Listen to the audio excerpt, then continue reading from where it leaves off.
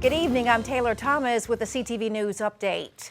There were some tense hours in Silver Spring this morning following a barricade situation with an armed suspect. According to police, 32-year-old Christian Johnson held police at bay for 7 hours, locked inside of his apartment with a 4-year-old boy before it ended without incident. Police were first called to the 14,000 block of Castle Boulevard after the suspect reportedly fired a gun from the balcony of his apartment. No one was injured and police have not released a motive in this case.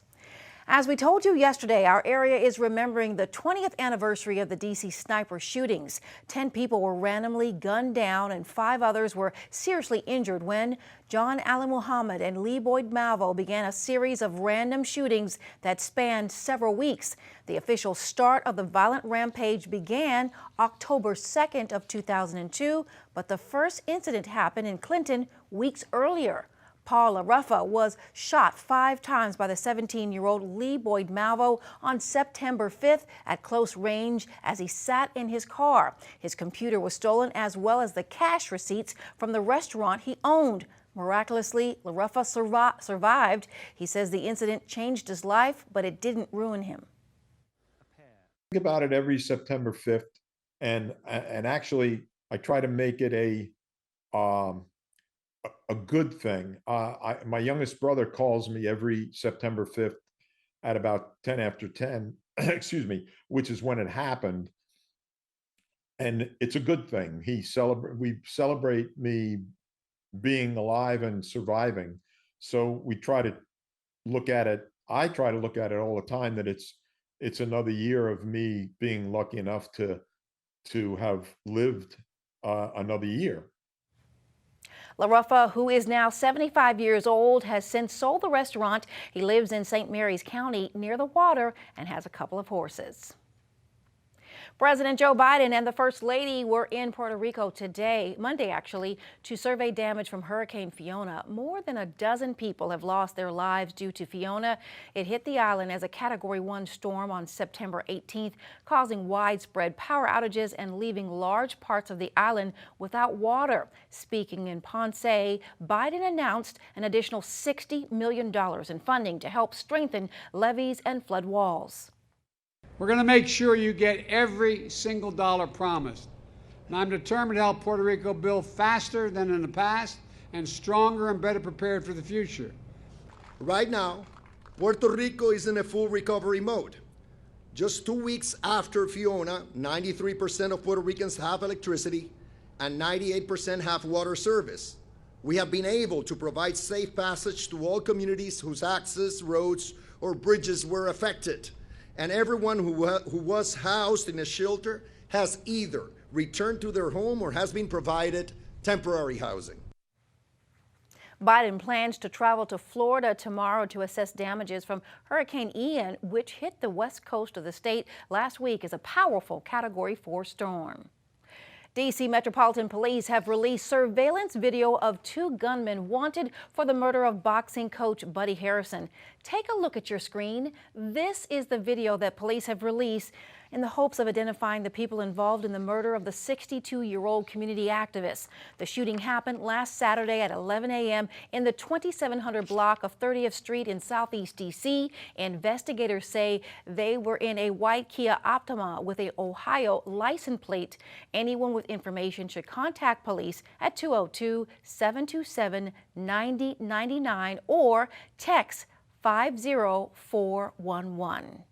Montgomery County Police need your help identifying these 2 suspects in a smash and grab robbery. The theft took place on September 16th at Stroh-Snyder's hardware store in Kensington. One suspect is described as a man in his 60s with short white hair and a trimmed beard and glasses. The other is between 30 and 40 years old with black short hair and a beard and wearing black sunglasses. Anyone with information is asked to call 240-773-6710. A number of new laws have gone into effect in Maryland. One of the measures is the Child Interrogation Protection Act, which the Council of American Islamic Relations had been advocating for years. Under the law, it allows juveniles the right to speak with an attorney before police interrogate them. It also ensures, among other things, that parents and guardians are notified when a child is taken into custody. This is historic. This is something that's very, very important. We know historically Black and brown communities tend to be over-policed. The criminal justice system adversely impacts Black and brown communities the most. And knowing that this bill is now law in our state, it helps make sure that these children's rights are being protected, that they are not being coerced into making false confessions. Other laws that went into effect in October 1st include one that increases the minimum marriage age in Maryland from 15 to 17. Also, children under 2 must be in a rear-facing car seat until they reach the height and weight limit of that car seat. You're watching CTV News. I'm Taylor Thomas. A forum on high-cost prescription drugs. The story and more when we return, back in a moment. Did you know breast cancer kills more than 41,000 people every year in the U.S.? That's 113 people every day. That's unacceptable. African American women die from breast cancer nearly 41% more than Caucasian women. That's unacceptable. Nearly 250,000 men and women in the U.S. will be diagnosed with breast cancer this year. That's unacceptable. Breast cancer is the leading cause of all cancer deaths for Hispanic women. Breast cancer is unacceptable. Unacceptable. Unacceptable. Unacceptable. Help us save lives. Together with Susan G. Komen, we're committed to reducing U.S. breast cancer deaths by half. And we're going to do it by 2026. Support Susan G. Komen. Join our fight. Save lives. Visit komen.org/unacceptable. Failure is unacceptable.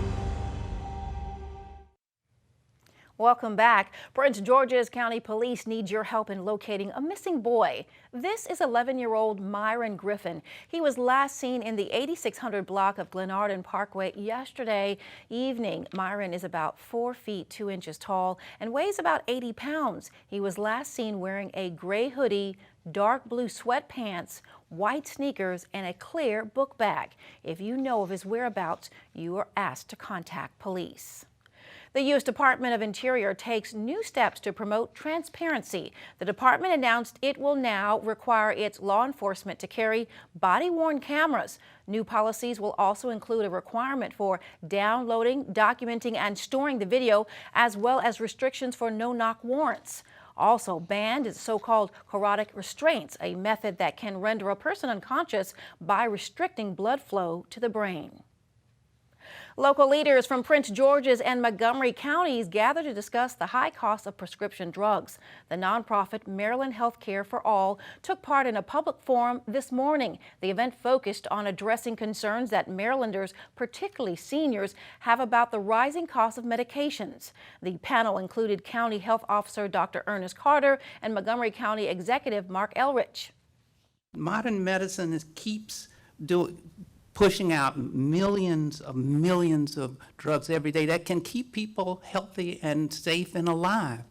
One of the problems is though that a lot of folks just can't afford it. The healthcare system shouldn't operate based on you get the medicine you can afford to pay for. It should be you get the medicine you need. And that's what we're trying to do with this work. Organizers are asking Marylanders to share experiences on how the high cost of drugs are impacting their lives. You can do that by visiting the website right there on your screen. All right, well, here are the latest COVID-19 numbers for our area. The Maryland Department of Health has confirmed 626 new cases. The county's positivity rate is just over 9%. 10 Marylanders have died of COVID over the past 24 hours, and 470 people are hospitalized.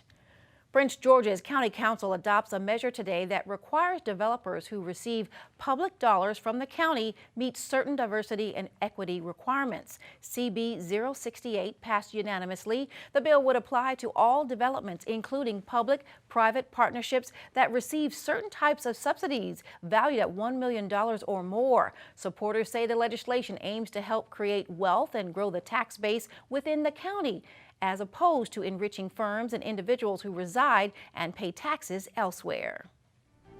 Stay right there. We have your sports report after the break. This is my house. My parents helped build it. Now we don't get wet when it rains. I don't get too hot or too cold inside. I can play with my sister, I can play with my brother, I can play with my mother, my father, my family. This is my house. This is my house. This is my house. This is my house. This is my house. Visit Habitat.org to find out how you can help more families like mine.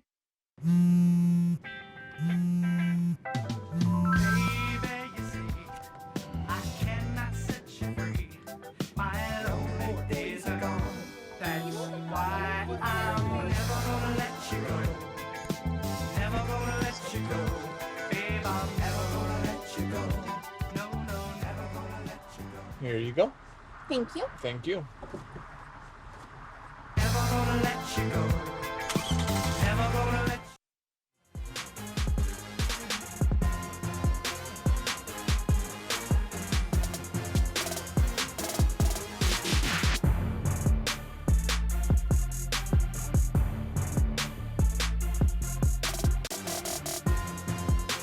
The National Women's Soccer League and the United States Soccer Federation are under fire after an independent investigation found system abuse and misconduct plaguing the league.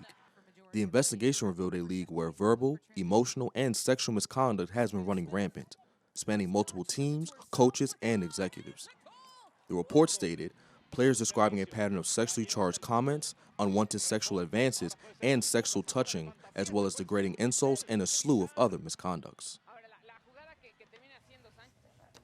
Thanks, Simon, for that report. U.S. Soccer says they are addressing the reports, recommending immediately the organization plans to implement a new Office of Participant Safety, publish disciplinary records, and mandate background checks for all U.S. soccer members at entry level of the game. The investigation was conducted, by the way, by former U.S. Deputy Attorney General Sally Yates on behalf of the USSF. Let's check on our weather, 3-day weather forecast. Rain is expected to continue throughout the evening with lows around 49 degrees. Tomorrow, mostly cloudy with a chance of rain and a high around 63. Thursday and Friday, sunny with daytime temps in the mid-70s. Yes, happy. For now, let's turn to our community calendar and get ready to celebrate fall at the Balkan Chestnut Festival. Organizers are happy to return for their 5th annual harvest celebration. Enjoy a day filled with traditional music, food, fun, and much more. The event is this Saturday, October the 8th, from noon until 5 p.m. at the historic Wyoming Farm in Clinton. Proof of a COVID vaccination or a negative test is needed upon entry. Masks are optional. For more information, visit BalkanChestnutFestival.com. And that wraps up our CTV News tonight. Join us again tomorrow at 4:30 p.m. Good night.